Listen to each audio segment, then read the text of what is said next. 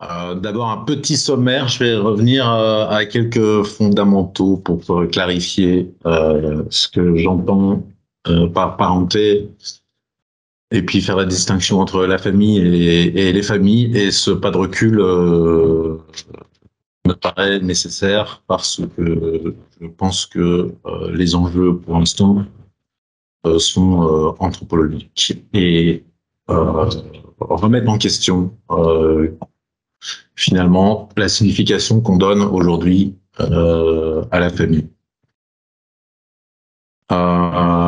Puis je vais brosser un rapide portrait du paysage contemporain, des manières de remplir des fonctions de la parenté en Belgique et en Europe en général, enfin pas en général, en Europe occidentale en particulier. Puis on va se poser deux questions. C'est est-ce que les manières contemporaines de remplir les fonctions de la parenté sont solubles dans la transition? Quand on entend transition avec un T majuscule, c'est la transition écologique, et en particulier les plans d'action qui sont mis en œuvre aujourd'hui. Et est-ce que la parenté telle qu'on la conçoit aujourd'hui pourrait être un frein à la transition? Un titre un petit peu analogue à la conférence de Monsieur Meyer qui a eu lieu l'année dernière sur le modèle économique. Et puis si on a le temps, on se demandera combien de temps faut-il pour changer la signification socialement attribuée à la notion de la famille si c'était nécessaire. Et est-ce que cette temporalité est compatible avec l'agenda du New Green Deal? Et puis on verra peut-être des exemples de mutations hétérotopiques pro-environnementales qui pourraient nous servir d'inspiration. Alors, faire société, c'est pas une grande nouveauté, c'est articuler des nécessités biologiques à des nécessités sociales, et faire famille aussi. C'est articuler des nécessités biologiques à des nécessités sociales. C'est-à-dire qu'il y a un contexte, un environnement, des technologies, un rapport à l'énergie et à la nature qui sont là, et en même temps, il faut organiser le vivre ensemble. Alors, petit rappel fondamental aussi, la société est composée de différents types d'individus, des bébés, des adultes, toutes sortes d'adultes d'ailleurs, qui ont différents types de responsabilités, qui sont aptes à remplir certaines fonctions physiquement ou socialement, et d'autres, enfin tous en fait, sont tributaires les uns des autres. Donc il y a des naissances, il y a des morts, il y a des personnes en difficulté, et personne n'est complètement autonome. Donc par rapport à l'environnement qu'il y a, et par rapport aux représentations qu'on se fait de l'environnement, ce qu'on croit et ce qu'on croit savoir, eh bien, on va établir des systèmes de répartition de tâches, de ressources qui vont nous permettre de vivre ensemble étant donné notre condition. Petit rappel également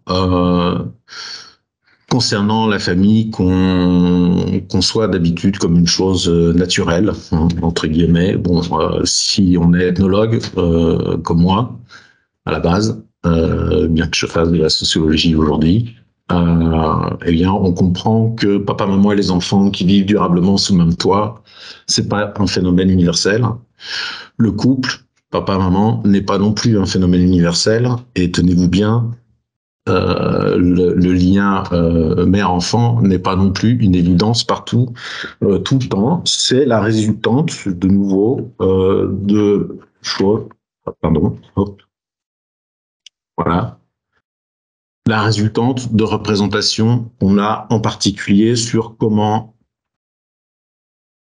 les êtres sont conçus et quel est le rapport qu'on entretient avec la nature. Je donnerai des exemples plus tard si c'est nécessaire. En tout cas, il n'y a pas donc ça, c'est pas universel. En revanche, ce qu'on rencontre partout, c'est que partout, il y a une régulation des rapports de sexe, une régulation sociale des rapports de genre, de génération, et un rapport socialement construit à l'espace et au temps. Donc ça, il y en a partout. C'est la réponse, en fait, les différentes réponses qui varient. Un élément important aussi à bien saisir, c'est que lorsque la société change, eh bien, ça, ce serait la grande chose à retenir, c'est que la famille change également, à la fois dans ses façons d'opérer et aussi dans le sens attribué socialement à cette notion. Un excellent ouvrage qui est pas qui fait pas de l'ethnologie de lointain à ce sujet. Et par exemple, parce qu'il y en a plusieurs en fait, c'est Martine Segalen, ethno-socio-historienne, dans Mari et femme et la société paysanne, où elle explique comment la révolution industrielle ou les effets de la révolution industrielle sur les manières de faire famille. Oui. Juste Martine Segalen. Martine Segalen, d'accord.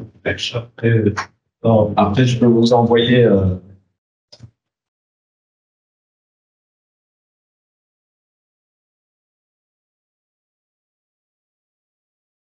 Aussi vers Jack Goody.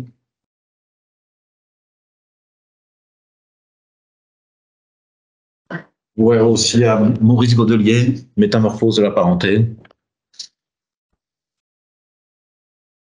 Et donc, cela m'amène à quelque chose d'important, c'est que la famille, c'est un mot qui est historiquement et ethno-linguistiquement situé. Et c'est un mot qui transcende ses formes par rapport à une manière de penser en général. Et c'est aussi un lieu de socialisation du monde. C'est-à-dire que c'est dans les formes que prennent la famille sont liées à l'organisation sociale, à l'organisation religieuse, politique, socio-technique, économique. Et donc les manières de faire famille, même si elles sont historiquement situées, très variables, multiples, elles sont toujours en adéquation avec un système économique, un rapport au territoire et des rapports politiques que la famille contribue à reproduire. Donc la famille a cette spécificité, c'est que elle contribue à engendrer de nouveaux êtres pour les socialiser vers un monde social perçu et découpé d'une manière spécifique. Et la famille est aussi, et c'est un des nœuds du problème, le lieu de socialisation à ce qu'est une famille. Et donc, c'est un modèle qui est enclin à se répéter lui-même. Alors, c'est aussi un principe en tant que notion, c'est un principe qui organise une des réponses nécessaires auxquelles toutes les sociétés doivent trouver des réponses. Et ici, la réponse, c'est la famille telle qu'on la conçoit aujourd'hui. C'est avec qui je dois et avec qui je ne peux surtout pas utiliser mon sexe. La réponse est aujourd'hui la famille conjugale, la famille nucléaire, nous indique avec qui on ne peut surtout pas utiliser les enfants et avec qui on doit l'utiliser prioritairement le conjoint. Avec qui je partage le même pot et le même feu, eh bien, nous, ici, aujourd'hui, en principe, on partage son logement, ses repas à la maison, en famille. À qui suis-je significativement attaché? En principe, c'est les membres de ma famille. Et de qui suis-je responsable et qui est responsable de moi? La famille répond également, la notion de famille telle qu'on la conçoit ici maintenant répond à cette question. Et à qui je transmets, partage ou donne des choses qui ne se donnent pas aux autres, par exemple le nom, par exemple l'héritage, eh bien la famille est également une réponse à ça. Donc, pour comprendre, une façon de comprendre la famille, c'est de la concevoir comme un système de reproduction à la fois des humains, qui s'associent, à la fois des humains et de l'organisation sociale, qui s'associe à des manières de se solidariser, d'opérer des réciprocités et de transmettre des ressources matérielles et symboliques entre personnes qui se pensent comme des familles ou agissent en famille. Et ici, je cite en particulier Morgan et Weber, et c'est David Morgan et pas Henry Morgan, et c'est Florence Weber et pas Max Weber. Voilà. Et non, mais j'aurais dû mettre des prénoms. Et donc, vous voyez ici schématiquement reproduit des liens familiaux dans une entité familiale. Mais ces liens prennent sens et forme par rapport à leur environnement social, par rapport à l'environnement, par rapport à un cadre juridique, administratif. Faire famille dans un pays qui a des politiques familiales, ce n'est pas la même chose que faire famille dans un pays qui n'en a pas. C'est aussi donc les interactions que j'appelle ici les interactions intrinsèques à la famille sont tributaires d'interactions extrinsèques aussi au système de sécurité sociale, au système de production et consommation et aux moyens de communiquer et de se déplacer. Et donc, si vous changez ceci, eh bien, ça va affecter les liens entre ces personnes-là. Parce que les liens la dynamique entre ces personnes-là, la dynamique de réciprocité, de solidarité et de transmission vont être tributaires de comment s'organise cet environnement macro autour.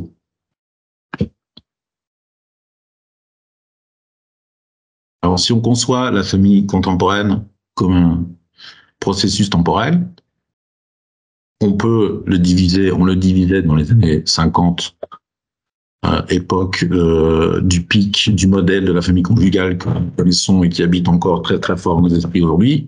Ça commence par former un couple qui va emménager, puis qui va faire des enfants, puis qui va élever des enfants à différentes étapes d'âge, petite enfance, adolescence. Modèle qui se poursuit avec ce qu'on appelle le nid vide, avec le nid vide d'un couple actif, retraité et veuf.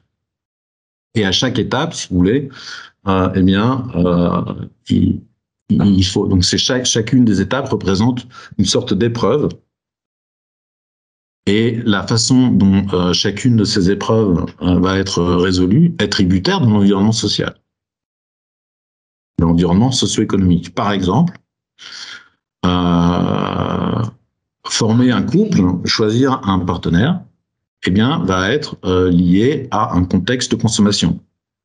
Je donne un exemple encore plus concret. Si vous devez faire couple en 1830 en Belgique ou on va dire en France dans un monde essentiellement agraire, proto-industriel et où la mobilité est réduite à des formes pédestres et tractées, le nombre de personnes qui sont disponibles sur le marché conjugal, si je puis appeler ça comme ça, est relativement limité. Et donc, parmi les personnes idoines, vous avez le choix entre 5 et 6. Aujourd'hui, avec Tinder, l'automobile et la vie urbaine, vous avez le choix entre des milliers. Et du coup, ça n'est pas qu'un problème technique. C'est parce que le fait d'avoir le choix entre des milliers ou le choix entre 5 et 6, ça change le sens de ce que vous êtes en train de faire.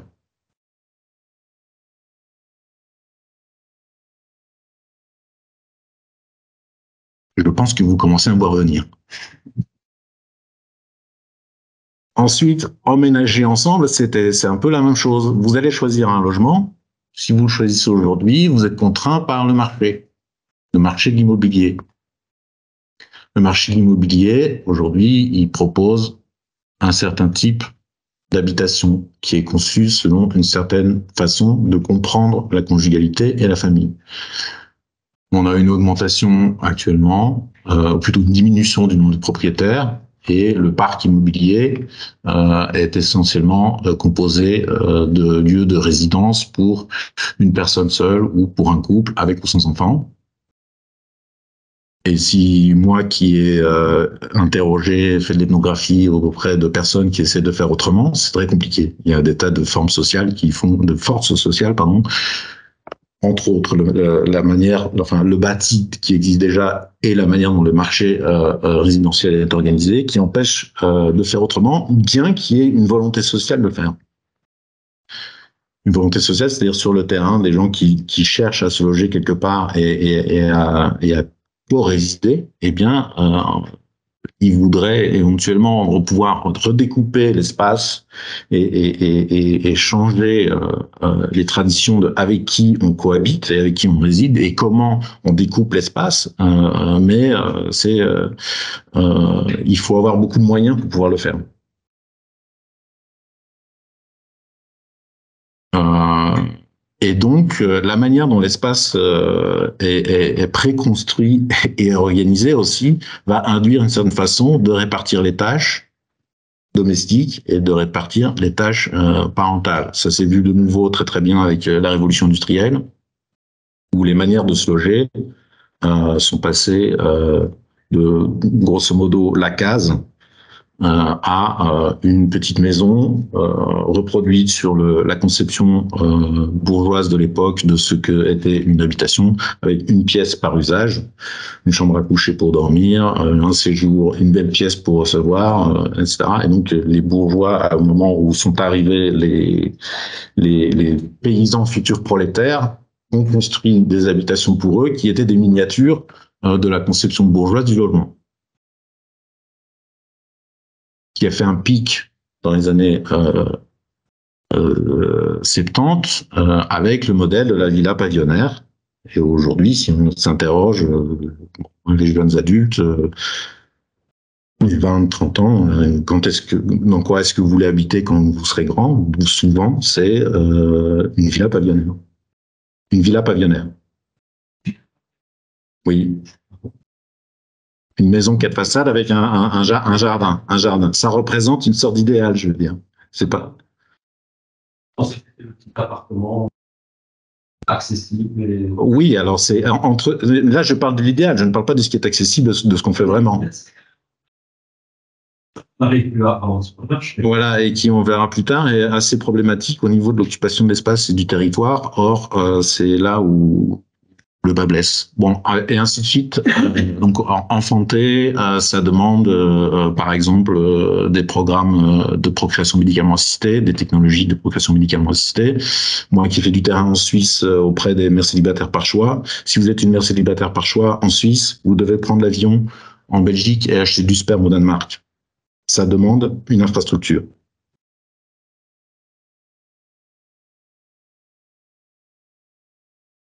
Vous commencez à voir où je veux en venir?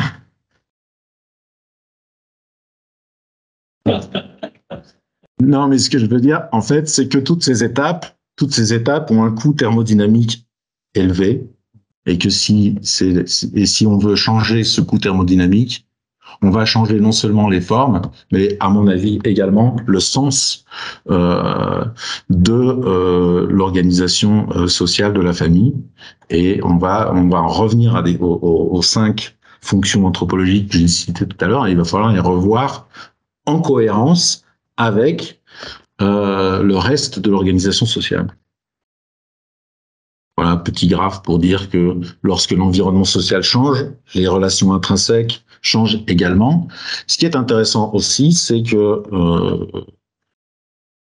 un des nœuds du problème, c'est que pour reproduire un système familial, c'est-à-dire que vous naissez quelque part, et puis quand c'est votre tour de reproduire une famille, eh bien 30 ans en moyenne se passent.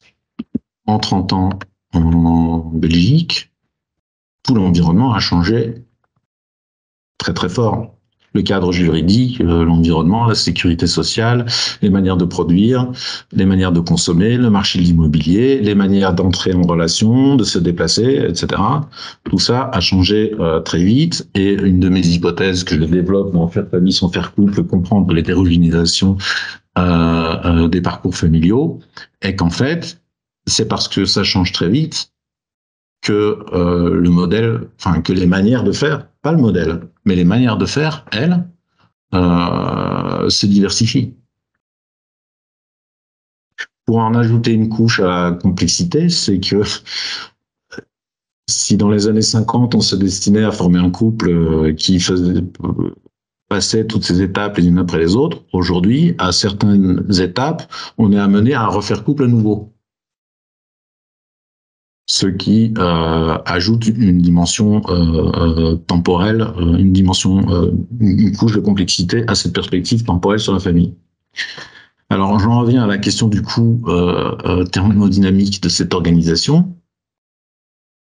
On pourrait croire sur ce schéma qui dit, c'est donc la source, c'est la Commission européenne. Il dit quoi? Elle dit que 42,1% de la consommation d'énergie est imputable aux ménages et services. Sauf que moi, il y a quelque chose qui me frappe dans ce schéma. Et je ne sais pas si, grâce à ce que je viens de vous dire, ça vous frappe aussi.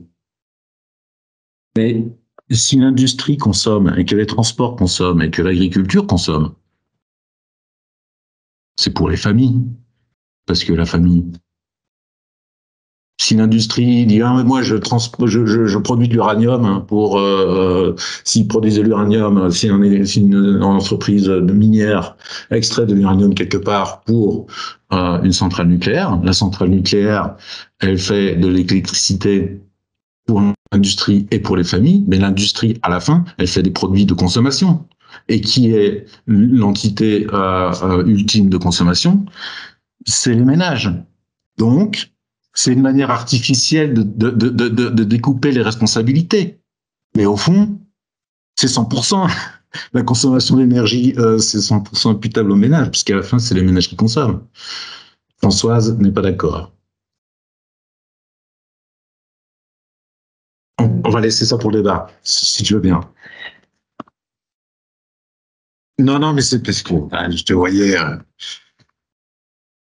Donc, 3 points clés sur le paysage actuel de la famille, c'est l'hétérogénéisation des parcours de vie et des parcours familiaux. C'est aussi ce qu'on appelle la défamilialisation de la société. La défamilialisation de la société, c'est quoi? C'est que ceux qui étaient traditionnellement pris en charge par la famille et la parentèle avant la révolution industrielle, on va dire, et avant la Première Guerre mondiale, se retrouvent après la Deuxième Guerre mondiale et un ensemble de politiques sociales pris en charge par des institutions. Donc, on a les crèches et les homes, par exemple, qui sont en partie subsidiés et institués par des politiques sociales. Donc, la défamilisation de la société, c'est quoi? C'est la prise en charge par le collectif de choses qui, anciennement, étaient prises en charge par la famille et la parentèle. Mais cette prise en charge collective, de nouveau, elle a un coût thermodynamique. Parce que ça coûte très cher, l'administration, les déplacements, etc., ça coûte. Et aussi une déconjugalisation de la famille, c'est-à-dire que même si on aspire à faire couple, en pratique, on le fait pas de manière pérenne, ou en tout cas il est assez fréquent aujourd'hui, banalisé, que les couples se séparent avant que les enfants soient tous majeurs.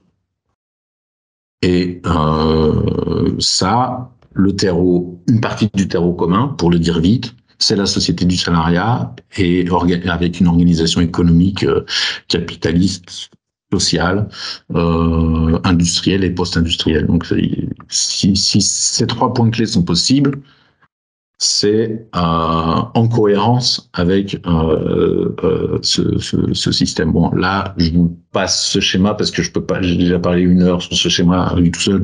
Mais globalement, c'est les statistiques, c'est le comptage annuel des mariages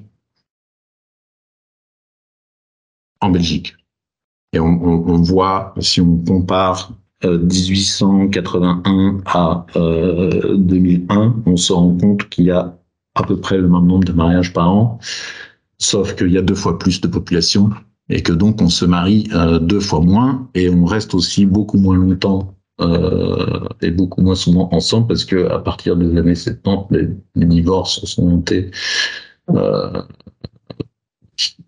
sans cesse jusqu'aux années 2009.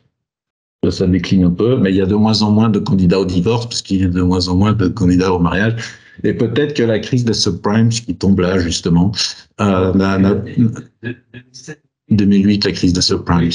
Peut-être que, voilà. Donc, vous voyez, mais bon. Oui, mais ça nous a affecté aussi, en particulier lorsqu'on est jeune et qu'on veut, parce que c'est le moment où on se marie, c'est à peu près aussi le moment où on emménage et on acquiert son premier bien, etc. Donc, voilà, bref.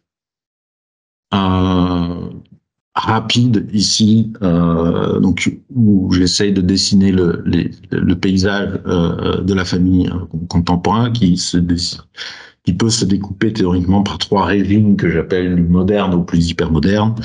Un modèle qui est le modèle traditionnel, je dirais, où le couple sert à dire qui habite avec qui peut procréer avec qui, comment je régime l'affection avec des pères, protection de socialisation des enfants et la pratique de la sexualité récréative.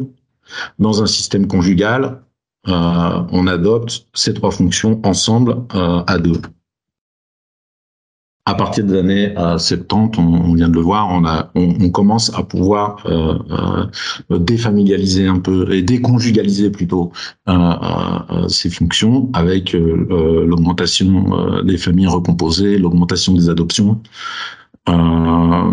Et puis aujourd'hui, théoriquement, mais aussi en pratique, on peut à la fois habiter avec quelqu'un qui n'est pas son partenaire procréatif, qui n'est pas son partenaire affectif, qui n'est pas son partenaire coparental et qui n'est pas non plus son partenaire sexo-récréatif.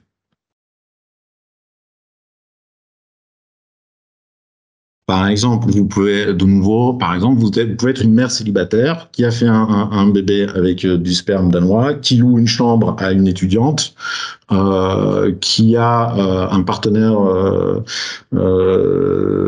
sexo-affectif en ce qu'on appelle en living apart together. Mais qui s'est associé avec quelqu'un d'autre ou avec des institutions telles que l'école, les crèches, etc., pour prendre en charge une partie de la parentalité. Voilà. Alors, je ne dis pas que tout le monde fait ça aujourd'hui, mais ce que je veux dire, c'est que il y a plusieurs états d'esprit, plusieurs envies qui cohabitent aujourd'hui, mais que traditionnellement, on vient de là. Living, cohabitation, c'est la même chose ou pas, co-housing, ou est-ce qu'il y a des différences?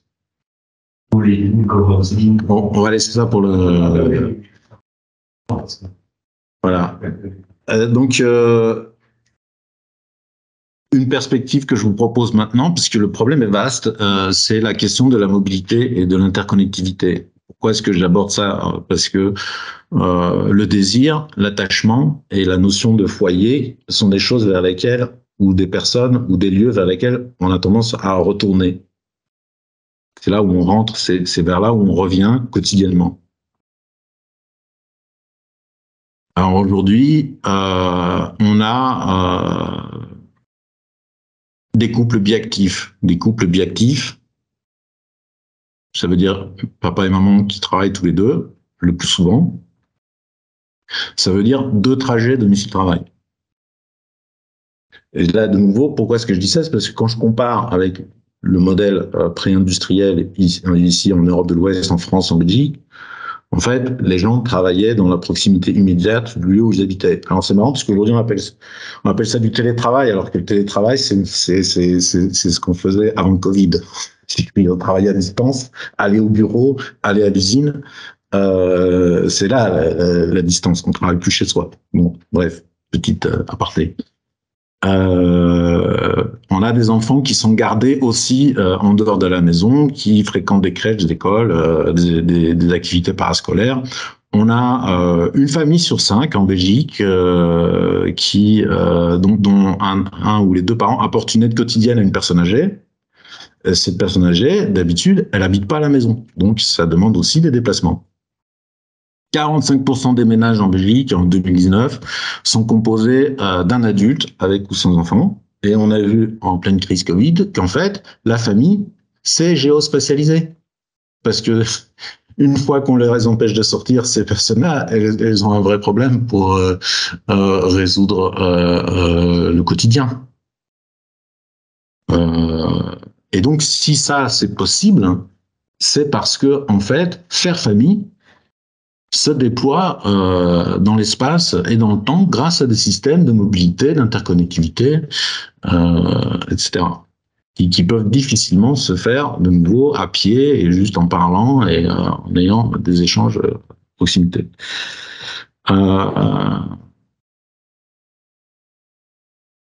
L'éphémérisation des couples, c'est aussi une augmentation de la mobilité des enfants avec la garde partagée égalitaire. C'est les doublements des chambres des enfants, des objets des enfants. C'est tributaire d'un système de déplacement. Et c'est compliqué dans un. Je pense que les juristes, au moment où ils ont inventé en 2006, si ma mémoire est bonne, cette modalité de principe, eh bien, pour eux, spontanément, tout le monde avait une voiture. Mais bon, on voit bien que cette modalité, elle aurait été moins possible il y a un siècle.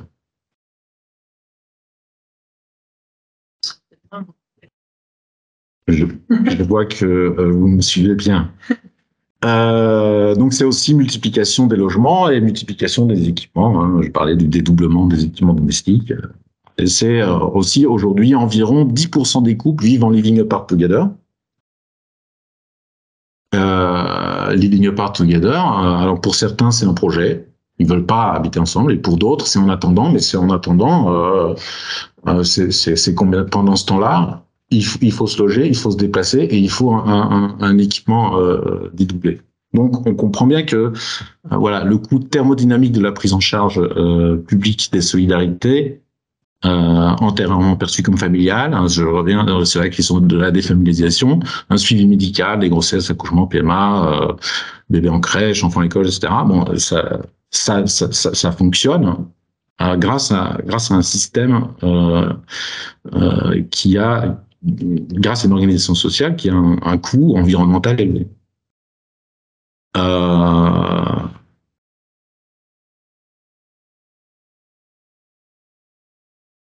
Donc, si on travaille là-dessus, sur ce coût thermodynamique de l'organisation sociale contemporaine qui permet aux familles de prendre certaines formes et un certain sens, si on le change, personnellement, je m'attends à ce que les modalités de réciprocité et de transmission et les logiques de genre et de génération qui concernent les familles vont devoir trouver des adaptations, mais qui, à mon avis, ne vont pas être des adaptations de surface. Pourquoi ? Parce qu'on nous propose de changer de paradigme. Je ne sais pas si vous lisez les plans du Green Deal, mais je pense que nous allons changer l'économie et la société, et on va avoir un nouveau paradigme énergétique et de rapport à la nature. Toutes les fois où c'est pas très documenté, mais je suis en train de le faire. Mais il y a beaucoup d'exemples où effectivement, lorsque l'environnement change et lorsque le rapport à l'environnement change et lorsque le modèle énergétique change, eh bien les logiques d'organisation du quotidien, les logiques de genre et les logiques de génération, elles se transforment aussi.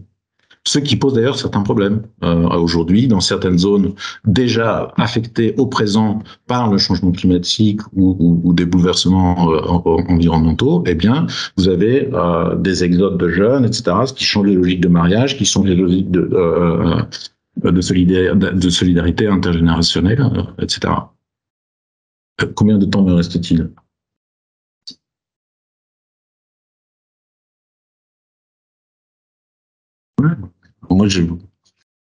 Moi, je parle tant qu'on me laisse parler. Alors, je vous propose un exemple de ce qui pourrait changer si on applique un plan de croissance verte ou un plan de décroissance. Alors, moi, je pense que le plan de croissance verte, il est un peu plus compatible avec le statu quo familial actuel. Parce qu'il voudrait en fait faire la même chose. On garde le statu quo, on garde nos automobiles, on garde les maisons telles qu'elles sont faites, etc. On va juste réduire l'impact énergétique du logement, l'impact énergétique de nos déplacements. Mais Mais bon, ça marche si on trouve des moyens vers de préserver le statu quo. Là, je m'adresse aux ingénieurs et aux urbanistes, mais de ce que j'en sais, je pense qu'il y a plusieurs endroits où, enfin, de ce que j'en comprends, il y a plusieurs endroits où ça pourrait coincer. Quant au modèle décroissant, si vous voulez, l'ethnologie, elle est remplie d'exemples de sociétés qui correspondraient à un système qui est antérieur à la révolution industrielle, qui est comment dire, qui est présenté comme l'avènement de l'Anthropocène. Ou en tout cas un point charnière. Bon, si on veut, par exemple, là je prends l'exemple de la lutte contre l'étalement urbain et l'artificialisation des sols. Un problème crucial en Belgique, parce que quand vous êtes, enfin moi j'ai habité en Suisse et j'habite en France, et quand on regarde la Belgique vue de Suisse ou de France, la Belgique ressemble à une immensité pavillonnaire où on passe de lotissement résidentiel en lotissement résidentiel, comme ça il y a une vague zone rurale quelque part près de la Somme, comme ça, mais moi je fais du trek, c'est un de mes hobbies. Et je dis à mes camarades précaires suisses et français, vous savez, en Belgique, il est impossible de vous perdre. Si je vous téléporte au milieu de la forêt de Saint-Hubert, vous marchez pendant maximum 3 heures dans une direction complètement aléatoire et vous tombez sur une route asphaltée et la probabilité qu'elle ait de l'éclairage public n'est vraiment pas nulle. Et donc, mais ça dit quelque chose du lotissement, si je puis dire, de la Belgique. Alors, comment est-ce qu'on fait pour lutter contre l'étalement urbain et l'artificialisation des sols? Idéalement, il faudrait rassembler, d'abord arrêter de construire du logement résidentiel de type maison avec jardin en zone périurbaine et dans le reste de ruralité, si on peut appeler ça comme ça, que nous avons en Belgique. Et puis surtout, il faudrait rassembler, c'est un peu le plan. Aujourd'hui, ça devient compliqué, si j'ai bien compris, en Belgique, d'avoir ce type de permis. Un permis pour construire une maison avec jardin en zone semi-rurale, ça devient compliqué. Si, d'après mes informations, aujourd'hui, certaines communes ont tendance à donner ce genre de permis pour des habitats de type groupé, enfin des immeubles à appartements. Qui a les moyens de construire des immeubles à appartements, les investisseurs et les pouvoirs publics, ils font des logements sociaux parfois, et donc, mais qui d'habitude ne prennent pas, ni l'un ni l'autre ne prennent beaucoup de risques, et donc ils construisent du logement pour des familles monoparentales et des familles biparentales. Alors, il y a une envie d'être libre ensemble. Libre ensemble, c'est le motto des jeunes adultes, mais pas d'aujourd'hui, hein, depuis la fin des années 2000, et qui est en lien aussi avec l'éphémérité des relations de couple. Alors, bon, il faut prendre en compte cette envie. D'un côté, on a l'idéal à être libre ensemble, et donc ça veut dire découper l'espace de cette façon, rester connecté au monde, et en même temps, bon, il y a la question de l'idéal qui anime quand même encore pas mal de gens, et ça se voit maintenant avec l'exode rural de post-Covid, c'est en fait, papa, maman et les enfants aimeraient quand même bien habiter dans une zone plutôt verte, plutôt calme, pas trop loin des hubs commerciaux, urbains, professionnels, mais si on peut être au vert, c'est pas mal. Mais c'est incompatible avec des logiques de lutte contre l'artificialisation des sols et de lutte contre l'étalement urbain. Et donc, on pourrait tous imaginer qu'on va faire papa, maman et les enfants vivant durablement sous le même toit à la campagne, mais malheureusement, ça ne paraît pas compatible avec la nécessité de désartificialiser les sols. Alors, il y en a qui inventent des nouvelles manières de se loger. Il y a des néo-béguinages, c'est-à-dire des associations de femmes qui vivent ensemble pour plusieurs raisons, soit parce qu'elles veulent se solidariser, parce qu'elles sont vieillissantes, soit parce que elles souffrent de violences conjugales, etc. Et donc elles cherchent à vivre ensemble. Il y a en Suisse ce qu'ils appellent le logement en cluster. Alors la Suisse, c'est un super exemple parce que ils ont à peu près le même problème qu'en Belgique parce qu'on peut pas habiter, on peut pas lotir et on peut pas cultiver les montagnes. Donc en fait, c'est les vallées se retrouvent un peu comme la Belgique, densément artificialisées. Et le coût du logement en Suisse est exorbitant. Zurich et Genève sont parmi les villes les plus chères du monde et je pense les 2 villes les plus chères d'Europe. Et du coup, en fait, pour essayer de combiner cette envie d'être libre ensemble, d'aller à un marché de logement très cher, et une espèce d'hétérogénéisation des parcours de vie et des formes familiales, eh bien, ils proposent des logements comme ceci qui sont en fait des petites cellules équipées distinctement avec des espaces communs.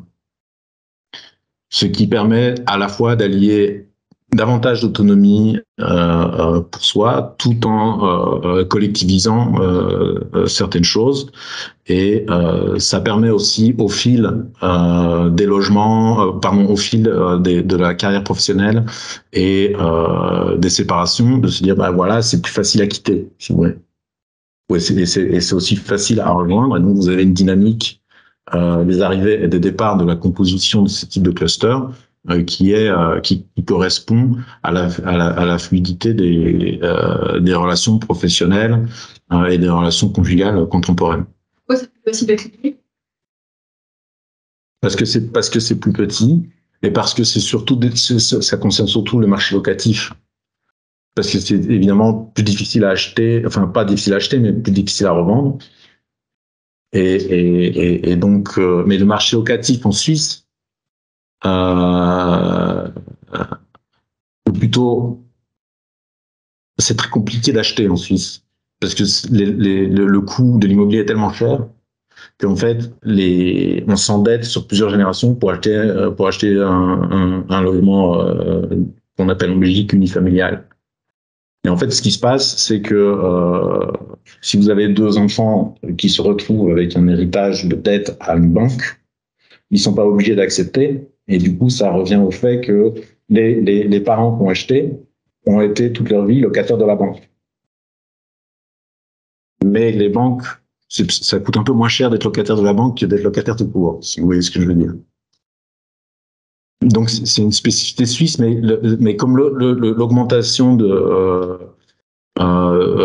coût du logement, c'est une question qui préoccupe aussi les Belges, les Français, etc. Eux, si vous voulez, c'est un peu le terrain où on voit le problème, le terrain qualitatif et ethnographique, où on voit ce type d'invention mettre en évidence, rendre saillant le problème. En partie, oui.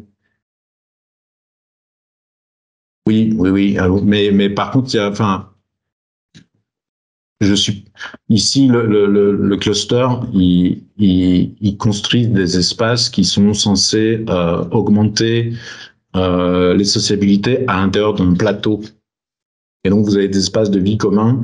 C'est construit pour être traversé par tout le monde, si vous voulez. C'est un peu le code communautaire. C'est un peu le code communautaire, mais version multigénérationnelle. Et chacun a sa petite douche et chacun a un petit fauteuil chez lui pour recevoir quelqu'un, mais en même temps, on peut recevoir aussi dans le salon commun, mais alors il y a les autres qui passent, mais alors du coup, ça pose la question qui est un voisin et qui est un membre de la famille, vous voyez? Et les Soviets, Alors il y a la version Kolkhoz, effectivement. dans les pays dans le Queens, elle va avoir dans le sous-sol, etc. Et pas l'ex-commune. Et je pense que je vais m'arrêter là. Non? Quelle heure est-il? Oui, peut-être.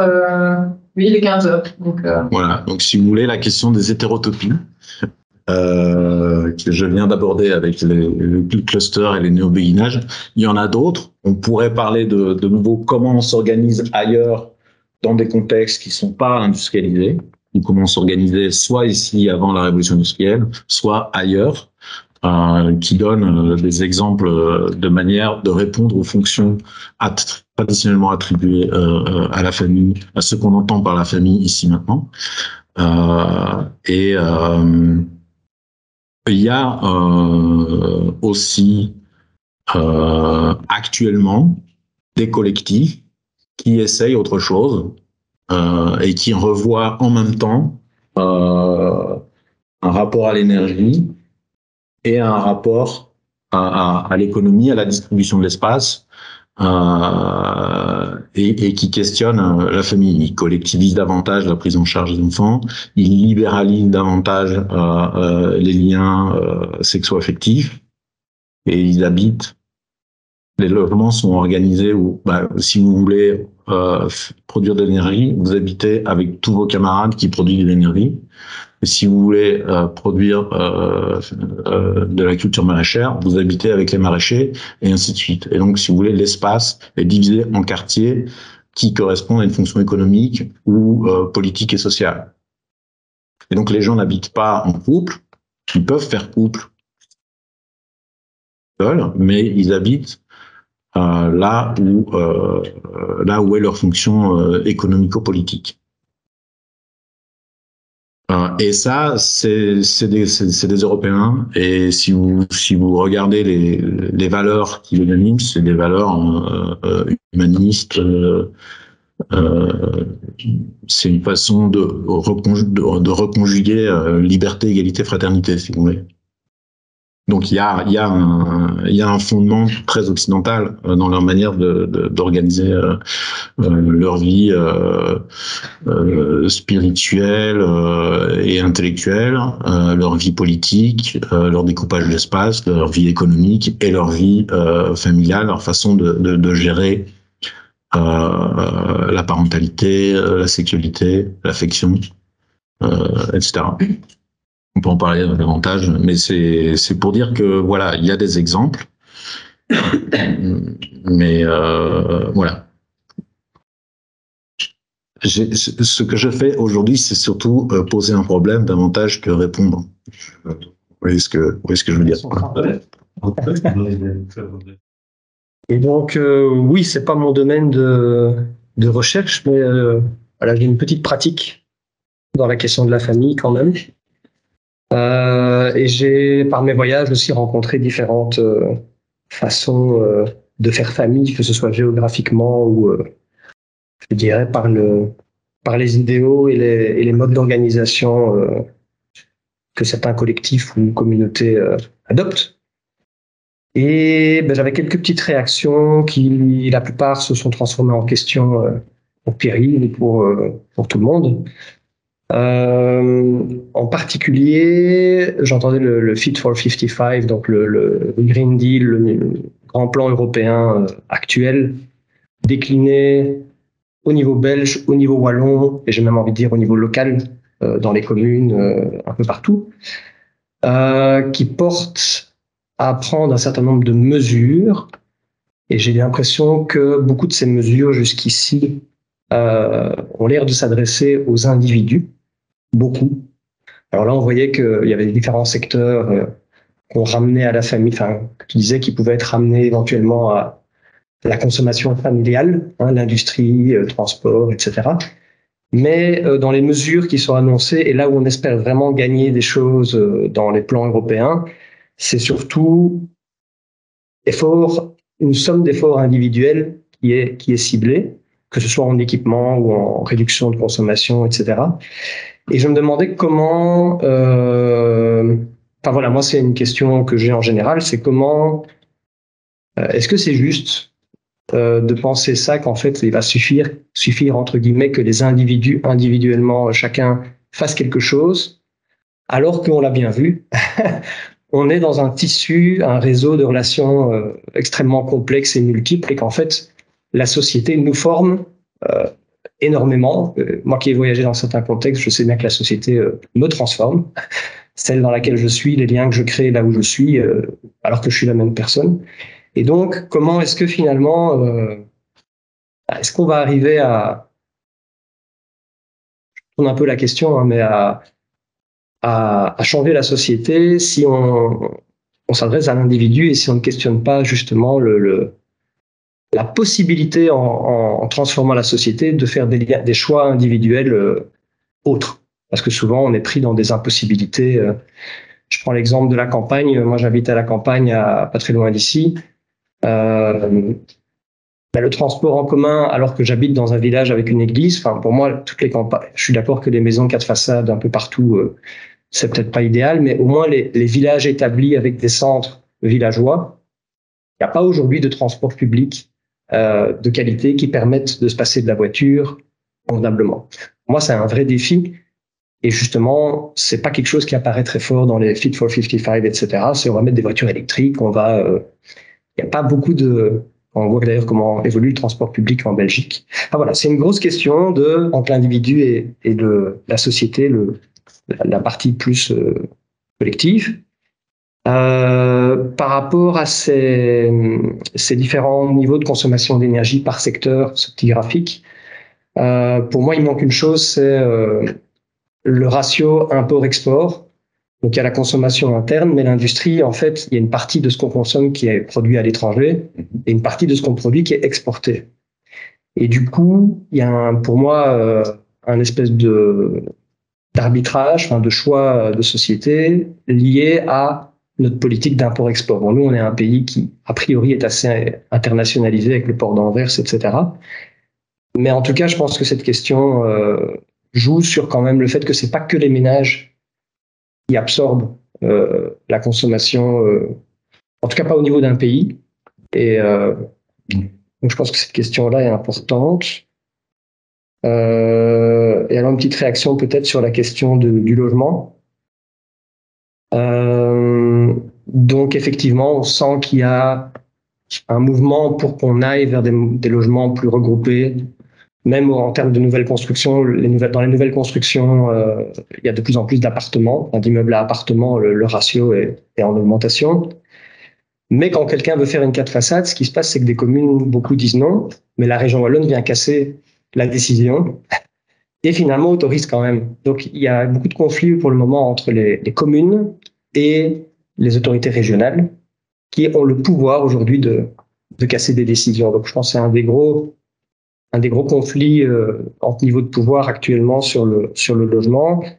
Et alors moi, effectivement, par rapport à certaines visions, j'entends parfois qu'ils voudraient que tout le monde maintenant aille dans les villes et on densifie les villes et qu'à la limite on n'aille plus à la campagne. Moi, je suis un peu préoccupé par ça parce que j'ai l'impression que celui qui a les moyens justement d'avoir sa voiture individuelle, d'acheter bien cher une maison 4 façades, etc., va pouvoir continuer à habiter à la campagne, mais pas n'importe qui. Et du coup, comment est-ce qu'on appelle ça encore, la séparation spatiale, où il y avait un autre nom que la ségrégation, gentrification. Je pense qu'on est en train d'assister à ça. Ma question, c'est peut-être comment vous pensez qu'on peut agir par rapport à ça.